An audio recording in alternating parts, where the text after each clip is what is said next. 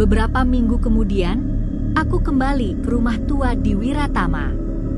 Aku ingin menutup semuanya dengan tenang, tidak dengan ritual atau doa, tapi dengan rasa terima kasih. Rumah itu masih berdiri, namun kini tampak lebih teduh. Debu di jendela, daun kering di lantai, semuanya terasa seperti bagian dari waktu yang berhenti dengan sendirinya. Aku berjalan menuju taman belakang, tempat semua cerita berakhir. Bunga melati di sana sudah tidak bermekaran lagi. Hanya ada tanah lembab dan aroma samar yang kini tak lagi membuatku takut. Aku menaruh selendang putih itu di bawah pohon Kamboja, lalu berlutut. "Kalian sudah saling menemukan," kataku lirih. "Sekarang biarlah aku melanjutkan hidupku sendiri." Angin berembus pelan, menggoyangkan daun-daun. Dan untuk sesaat, aku mendengar suara tawa lembut, bukan dari dunia ini, tapi begitu nyata hingga membuatku tersenyum sambil memejamkan mata. Sebelum pergi, aku menoleh sekali lagi ke arah rumah itu.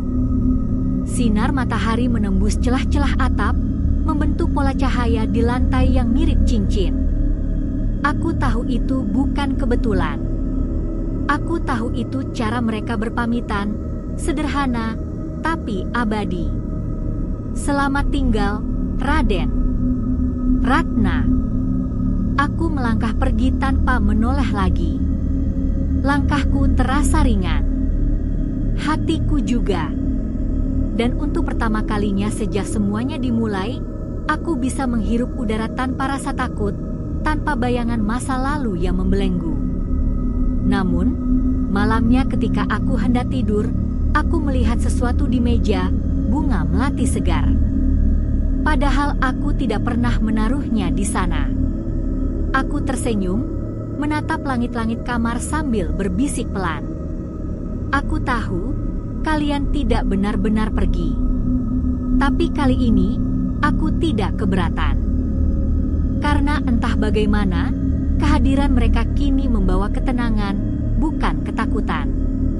Pagi itu, sinar matahari masuk lembut lewat jendela, menyentuh bunga melati di meja yang semalam tiba-tiba muncul. Aromanya lembut, tidak sepekat dulu. Seolah melati itu hanya ingin menyapa, bukan menuntut. Aku tersenyum dan menaruh bunga itu di dalam gelas kecil berisi air. "Terima kasih sudah menemaniku," bisikku. "Tapi sekarang, biarkan aku melanjutkan cerita ini dengan caraku." Sudah hampir sebulan sejak malam purnama itu. Rumahku kini terasa hidup kembali. Ibu mulai tersenyum lebih sering, dan setiap sore kami duduk di teras sambil minum teh. Kadang-kadang, ibu masih menatapku lama, seolah ingin memastikan aku benar-benar Nara yang dulu. Aku hanya tersenyum menenangkannya. "Aku baik-baik saja, Bu," kataku. Benar-benar baik. Tapi jauh di dalam hati, aku tahu sesuatu telah berubah. Aku lebih tenang, lebih sabar, dan anehnya, aku lebih memahami perasaan orang lain. Seakan ada sisi dari Ratna yang tinggal bersamaku bukan untuk menghantui, tapi untuk mengajarkan sesuatu, bahwa cinta, sekalipun lahir dari masa lalu, bisa membuat jiwa menjadi utuh. Suatu hari, aku mendapat undangan dari sebuah penerbit lokal di kota. Mereka membaca tulisan-tulisanku di blog, catatan-catatan tentang cinta lintas waktu, kehilangan, dan pengampunan. Mereka ingin menerbitkannya menjadi buku. Aku sempat terdiam lama. Buku itu bukan sekedar cerita, tapi sebagian dari hidupku yang pernah kubagi dengan arwah masa lalu. Mungkin ini cara mereka agar kisahnya tidak hilang, gumamku pelan. Malamnya, aku menulis di meja kerja dengan tenang. Setiap kalimat yang kutulis terasa seperti doa, dan setiap kata adalah langkah kecil menuju penyembuhan. Sesekali, angin bertiup pelan dari jendela, menggoyangkan kertas di mejaku, seolah Ratna sedang berdiri di sana, tersenyum melihatku menulis kisahnya. Aku menepati janjiku, Ratna, kataku. Kau tidak akan dilupakan. Beberapa hari kemudian, aku bermimpi. Aku berjalan di sebuah taman luas yang dipenuhi melati putih. Di tengahnya, dua sosok berdiri berpegangan tangan, Ratna dan Raden Arya. Mereka menatapku dengan senyum damai. Terima kasih, ucap Raden Arya. Kau sudah membebaskan kami. Tidak, kalianlah yang membebaskan aku, jawabku sambil tersenyum. Ratna melangkah mendekat, lalu menatapku lembut. Kau tahu, Nara, cinta tidak harus dimiliki untuk bisa menghidupkan. Kadang cukup dikenang, agar ia tetap abadi. Aku mengangguk, menahan air mata. Kalian sudah bahagia sekarang. Sudah, jawab Ratna. Dan sekarang, giliranmu untuk hidup bahagia juga.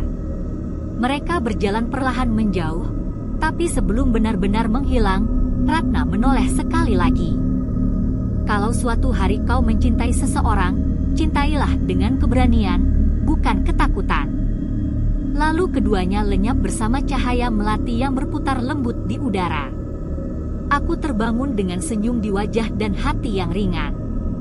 Di meja, bunga melati semalam sudah kering, tapi kelopaknya membentuk huruf kecil, seolah secara alami menulis kata, selamat. Aku tahu, itulah cara mereka berpamitan untuk terakhir kalinya. Hari itu juga, aku mengirim naskah bukuku ke penerbit. Judulnya sederhana, Ratna dan Raden, Janji di Bawah Purnama. Ibu menatapku dengan mata berkaca-kaca ketika aku beritahu kabar itu. Kau benar-benar sudah lepas dari masa lalu, nak, katanya. Tidak sepenuhnya lepas, Bu, jawabku sambil tersenyum. Aku hanya belajar berdamai dengannya. Malamnya, aku menatap bulan yang separuh tertutup awan.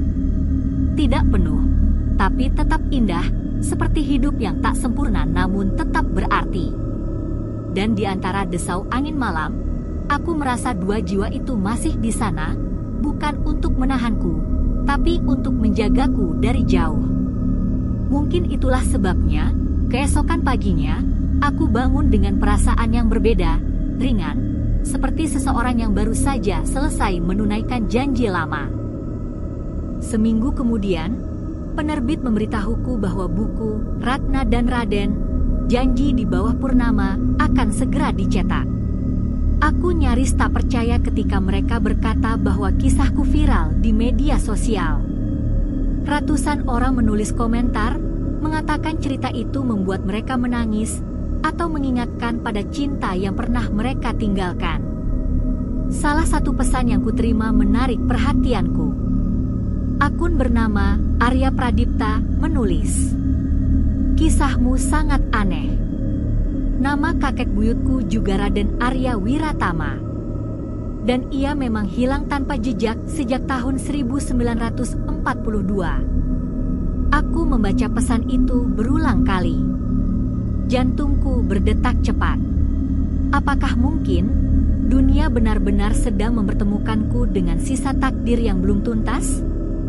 Beberapa hari kemudian, kami bertemu di sebuah kafe di pusat kota. Pria itu datang mengenakan kemeja putih sederhana. Wajahnya lembut, tapi matanya menyimpan sesuatu yang familiar, ketenangan yang aneh, seperti pernah kulihat di masa silam. Jadi, kau yang menulis kisah itu? Tanyanya sambil tersenyum. Iya, jawabku gugup. Dan kau, keturunan Raden Arya? Begitu kata keluargaku.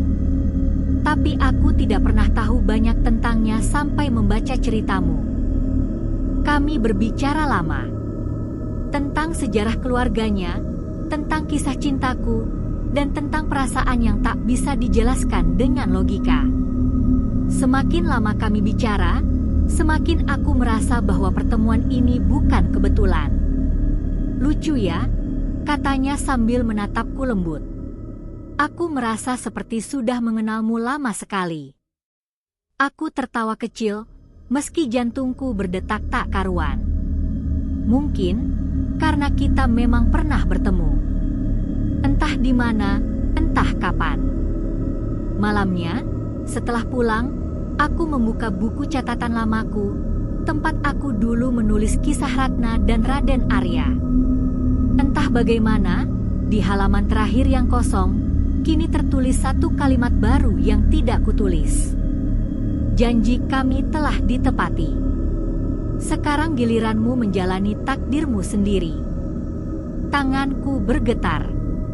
Tapi alih-alih takut, aku tersenyum. Karena di dalam hatiku, aku tahu Ratna dan Raden benar-benar telah pergi, meninggalkan ruang kosong yang kini siap diisi oleh kisahku sendiri. Beberapa minggu berlalu. Aku dan Arya semakin sering bertemu. Tidak ada hal mistis lagi, tidak ada bunga melati yang muncul tiba-tiba, tapi ada sesuatu yang halus mengalir di antara kami, rasa yang damai, tulus, dan perlahan tumbuh tanpa paksaan. Suatu sore, kami berjalan di taman kota. Di sudut taman, aku melihat sebatang pohon Kamboja sedang mekar, putih bersih, mirip dengan yang ada di rumah Wiratama dulu. Aku berhenti menatapnya lama. "Kenapa?" tanya Arya. "Pohon itu mengingatkanku pada seseorang," jawabku pelan. "Seseorang dari masa lalu?" Aku mengangguk. "Ya, tapi dia sudah bahagia sekarang. Begitu juga aku." Arya tersenyum dan menatap langit senja yang keemasan. "Kalau begitu, mungkin sudah waktumu menulis bab baru." "Kau pikir begitu?" "Ya," jawabnya lembut. "Dan siapa tahu, aku bagian dari bab itu." Aku menatapnya lama. Dan entah mengapa, senyumnya terasa begitu akrab, seperti senyum yang dulu kulihat di wajah Raden Arya, tapi kini hangat, nyata, hidup. Malam itu, sebelum tidur, aku menatap jendela kamar. Bulan menggantung di langit, tidak purnama, hanya separuh. Tapi cahaya yang masuk terasa cukup untuk menerangi ruang hatiku. Aku menulis satu kalimat terakhir di buku harianku malam itu. Kadang cinta dari masa lalu datang bukan untuk kita ikuti, tapi untuk mengajarkan kita cara mencintai lagi. Angin berhembus lembut, dan untuk sesaat, aroma melati samar tercium lagi. Tapi kali ini, aku tahu itu bukan panggilan dari masa lalu, melainkan restu dari dua jiwa yang akhirnya tenang. Aku menutup mata dengan senyum. Untuk pertama kalinya, aku tidak lagi merasa dijaga oleh arwah, tapi oleh cinta. Dan ternyata, cinta itu benar-benar tetap bersamaku, bahkan ketika waktu terus berjalan. 3 tahun telah berlalu sejak malam itu. Buku Ratna dan Raden, Janji di Bawah Purnama, telah diterbitkan di banyak kota. Aku masih ingat hari ketika pertama kali melihatnya terpajang di etalase toko buku, sampul putih dengan siluet dua bayangan berjalan di bawah bulan. Tanganku gemetar saat menyentuhnya. Akhirnya, mereka benar-benar hidup, bisikku waktu itu. Cerita itu viral lagi.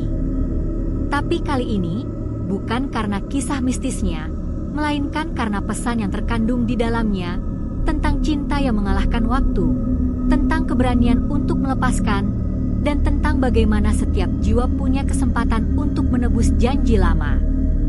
Hidupku kini jauh berbeda. Aku tidak lagi diganggu mimpi-mimpi aneh atau suara dari masa lalu. Yang tersisa hanyalah ketenangan dan kehadiran Arya yang perlahan-lahan mengisi ruang hatiku dengan cara yang begitu lembut dan manusiawi. Kami sering berjalan sore di taman yang sama, di bawah pohon Kamboja yang kini tumbuh subur. Setiap kali kelopak putih jatuh di rambutku, Arya akan tersenyum dan berkata, "Mereka masih menjagamu." Dan aku akan menjawab dengan tawa kecil, "Aku tahu." Tapi kali ini mereka tidak cemburu. Suatu malam, Setelah acara peluncuran buku keduaku, aku dan Arya duduk di balkon rumah sambil menatap bulan. Ia menggenggam tanganku dan berkata pelan, "Aku ingin bertanya sesuatu sejak lama." Aku menatapnya, jantungku berdegup pelan tapi pasti. "Apa itu? Menurutmu, apakah cinta bisa terlahir dua kali?" Aku tersenyum, menatap cahaya lembut di wajahnya. "Ya, tapi hanya kalau jiwa yang dulu kehilangan berani membuka diri untuk hidup lagi." Arya mengangguk pelan, lalu mengeluarkan sebuah cincin dari saku jasnya. Sederhana, perak dengan ukiran melati kecil di pinggirnya. "Kalau begitu, maukah kau memberi kesempatan pada cinta yang lahir kedua kali?" Mataku memanas. Aku menatap cincin itu lama, sebelum akhirnya menjawab dengan suara bergetar, "Aku mau." Ketika cincin itu melingkar di jariku, aku merasakan hangat yang familiar, bukan panas seperti dulu, bukan cahaya mistis, tapi sesuatu yang nyata. Dan di detik itu, aku tahu, Ratna dan Raden pasti sedang tersenyum di suatu tempat. Beberapa bulan kemudian, aku menikah dengan Arya. Bukan di bawah purnama, bukan di Taman Melati, tapi di halaman rumah sederhana yang penuh cahaya pagi. Ibu menangis bahagia, dan aku menggenggam tangannya erat. Saat prosesi usai, angin bertiup lembut, menjatuhkan kelopak bunga melati dari hiasan di atap tenda. Satu kelopak jatuh tepat di tanganku. Aku menatapnya, tersenyum, lalu berbisik, "Terima kasih, karena sudah mengizinkanku mencintai lagi." Malamnya, ketika semua tamu sudah pulang, aku berdiri di halaman, masih mengenakan kebaya putih. Cahaya bulan separuh jatuh di wajahku. Aku menutup mata, mendengarkan suara malam yang damai. Di antara desir angin, samar terdengar bisikan yang menenangkan. "Kau telah menepati janji, Nara. Sekarang hidupmu adalah milikmu sepenuhnya." Aku membuka mata dan menatap langit. Untuk pertama kalinya, aku tak lagi merasa menjadi bagian dari kisah lama. Aku adalah awal dari kisah baru yang akan kutulis sendiri. Dan saat itu juga aku sadar bahwa cinta sejati tidak pernah benar-benar berakhir, ia hanya berganti bentuk. Dari kehilangan menjadi kekuatan, dari air mata menjadi cahaya, dan dari masa lalu menjadi masa depan. Aku tersenyum, menggenggam tangan Arya yang tiba-tiba datang menghampiri dari belakang. "Apa yang kau pikirkan?" tanyanya lembut. "Tentang dua jiwa yang akhirnya tenang," jawabku. "Dan tentang satu jiwa yang baru saja mulai hidup." Kami saling menatap, lalu tertawa pelan di bawah bulan. Dan malam itu, untuk pertama kalinya dalam hidupku, aku merasa seluruh alam pun ikut tersenyum. Kini, bertahun-tahun setelah malam itu, aku tahu mengapa. Alam tersenyum, karena akhirnya, kisah mereka, kisah kami, menemukan kedamaian. Hari-hariku kini penuh dengan tawa kecil dan langkah-langkah ringan. Aku dan Arya tinggal di rumah sederhana di pinggir kota, dikelilingi pohon melati yang tumbuh liar di halaman.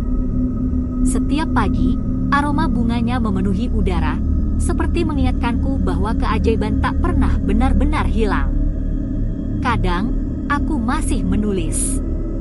Buku ketigaku berjudul "Perempuan dari Masa Lalu" telah diterbitkan tahun lalu dan kini menjadi bahan diskusi di sekolah-sekolah. Anak-anak muda membicarakannya, bukan karena kisah seramnya, tapi karena pesan tentang cinta dan keberanian yang melekat di dalamnya. Dan setiap kali seseorang bertanya dari mana aku mendapatkan inspirasinya, aku hanya tersenyum dan berkata, "Dari seseorang yang menepati janji, meski sudah lama pergi." Suatu sore, aku diundang untuk berbicara di kampus tempat dulu aku kuliah. Topiknya, legenda dan cinta yang tak lekang oleh waktu. Di depan ratusan mahasiswa, aku berdiri sambil membawa buku yang dulu kucetak pertama kali. Tanganku bergetar pelan, bukan karena gugup, tapi karena rindu yang hangat. Kisah cinta sejati tidak selalu berakhir dengan pertemuan, kataku perlahan. Kadang, ia berakhir dengan pemahaman bahwa yang penting bukan siapa yang kau genggam, tapi apa yang kau simpan di dalam hati. Ruangan itu hening. Lalu, seseorang di barisan depan mengangkat tangan. Bu Nara, apakah benar kisah itu berdasarkan pengalaman nyata? Aku tersenyum. Pertanyaan itu selalu muncul di setiap acara, tapi setiap kali aku ditanya, jawabanku selalu berubah. Kali ini, aku berkata dengan tenang. Mungkin iya. Tapi kalaupun tidak, aku harap kalian percaya bahwa cinta seperti itu pernah ada. Dan di antara wajah-wajah muda yang menatapku dengan mata berbinar, aku merasa kehadiran mereka, Ratna dan Raden, berdiri di sisi ruangan, tersenyum lembut seperti dulu. Tidak lagi menuntut, tidak lagi terjebak di antara dunia, tapi ikut bahagia melihat cinta mereka hidup dalam cerita manusia lain. Malamnya, aku dan Arya duduk di teras rumah, ditemani secangkir teh hangat. Hujan turun rintik-rintik, menetes di daun melati yang berbunga lebat. Di sela suara hujan, Arya bertanya, "Kau tahu, aku kadang merasa rumah ini dijaga." Aku menoleh. Dijaga oleh siapa? Oleh mereka yang dulu pernah mencintaimu, jawabnya sambil tersenyum. Tapi bukan dengan iri, melainkan dengan restu. Aku diam sejenak, lalu menatap langit gelap yang diterangi kilau bulan samar. Mungkin itu sebabnya bunga melati kita tak pernah layu, ya? Mungkin, katanya. Mereka menjaga agar cintamu selalu hidup. Beberapa minggu setelah itu, seorang jurnalis muda datang ke rumahku. Ia ingin menulis artikel tentang kisah cintaku dan buku yang terinspirasi dari legenda Ratna dan Raden. Saat kami berbincang, ia berkata, "Konon, di desa tempat kisah itu terjadi, orang masih menaruh bunga di bawah pohon Kamboja setiap bulan purnama. Katanya, itu untuk menghormati sepasang arwah yang dulu berjanji di sana." Aku menatapnya lama. Hatiku bergetar lembut. Mungkin, kataku pelan, itu bukan untuk mereka, tapi untuk semua cinta yang sempat tertunda dan akhirnya menemukan jalannya. Malam itu, sebelum tidur, aku menulis di buku harian yang sudah lama kutinggalkan. Waktu tak pernah benar-benar memisahkan. Ia hanya memberi jarak agar kita belajar arti rindu. Dan ketika rindu itu akhirnya menemukan kedamaian, maka kisah cinta berubah menjadi legenda, bukan untuk dikenang dengan air mata, tapi untuk diteruskan dengan senyum. Aku menutup buku itu dengan hati hangat. Di luar, angin berhembus lembut, membawa aroma melati yang semakin pekat. Dan aku tahu, entah di mana, di antara bintang-bintang yang menatap bumi, Ratna dan Raden sedang menatapku sambil berbisik, "Terima kasih, Nara. Karena berkatmu, kisah kami tak lagi berakhir sedih." Aku tersenyum pelan, memejamkan mata, dan malam pun terasa begitu damai. Namun pagi berikutnya, aku terbangun dengan perasaan aneh, seolah seseorang memanggil namaku dari kejauhan. Di meja kerja, aku menemukan sehelai kertas kosong, tergeletak di antara tumpukan buku yang sudah lama tak kusentuh. Kertas itu bersih, tapi wangi. Aroma melati yang sangat lembut memuar darinya. Entah mengapa, aku tahu apa yang harus kulakukan. Tanganku bergerak sendiri, menulis pelan. Untuk Ratna dan Raden.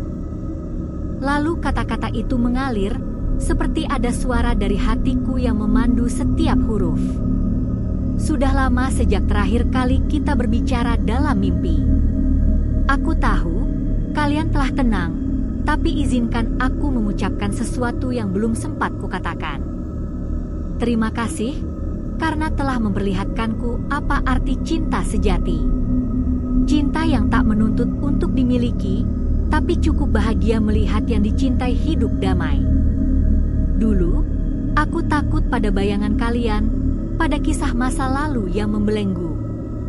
Tapi kini aku sadar, yang kutakuti bukan kalian, melainkan kehilangan bagian diriku yang mencintai dengan sepenuh hati. Kini aku sudah menikah, aku bahagia. Tapi setiap kali mencium aroma melati, aku tahu, sebagian dari hatiku masih menyimpan kenangan kalian, bukan sebagai luka, melainkan sebagai doa. Jadi, tidurlah tenang di tempat kalian berada. Dunia sudah berubah, tapi kisah kalian tetap hidup, bukan di antara nisan, tapi di antara halaman-halaman buku, dan di hati orang-orang yang percaya pada cinta yang suci. Terima kasih telah memilihku menjadi bagian kecil dari perjalanan kalian. Dari Nara, yang dulu takut pada masa lalu, tapi kini belajar mencintai masa depan. Aku berhenti menulis. Seketika angin berhembus lembut lewat jendela yang terbuka, meniup kertas itu hingga jatuh ke lantai. Aku berjongkok, hendak mengambilnya. Tapi kertas itu bergerak sendiri, melayang perlahan, lalu berhenti tepat di atas vas melati di sudut meja. Beberapa kelopak bunga jatuh menutupi tulisan terakhirku, dan untuk sesaat, aku melihat sesuatu di permukaan kertas itu. 2 titik cahaya kecil, seperti bintang, berkelip pelan, lalu memudar dengan lembut. Hatiku bergetar, bukan karena takut, tapi karena haru yang tak terjelaskan. Selamat tinggal, bisikku. Dan terima kasih, karena sudah membuatku percaya bahwa cinta tak punya batas waktu. Sejak hari itu, aku tak pernah lagi mendengar bisikan dari masa lalu. Tak ada mimpi, tak ada bayangan. Yang tersisa hanyalah kedamaian dan kebiasaan kecil yang tak pernah kulewatkan setiap bulan purnama, menaruh setangkai melati di bawah sinar bulan, tepat di sisi jendela kamarku. Bukan sebagai persembahan, tapi sebagai tanda hormat. Untuk 2 jiwa yang mengajarkanku bahwa bahkan cinta yang pernah hilang, bisa menumbuhkan kehidupan baru. Beberapa tahun kemudian, aku menulis buku terakhirku. Bukan novel, tapi semacam catatan pribadi berjudul Surat untuk yang Telah Tenang. Di halaman terakhirnya, kutulis 1 kalimat sederhana yang menjadi penutup semua kisahku. Cinta yang sejati tak pernah mati, ia hanya berpindah tempat, dari dada satu manusia, ke dada manusia berikutnya yang siap meneruskannya. Dan malam ketika buku itu rampung, bulan purnama kembali bersinar di langit. Aku duduk di teras rumah, menatap ke arah taman, di mana bunga-bunga melati menebar harum seperti dulu. Dari kejauhan, samar-samar aku merasa ada 2 sosok berjalan beriringan, perlahan menjauh menuju cahaya yang lembut. Aku tersenyum, tak berusaha memanggil atau menahan. Mereka sudah bebas.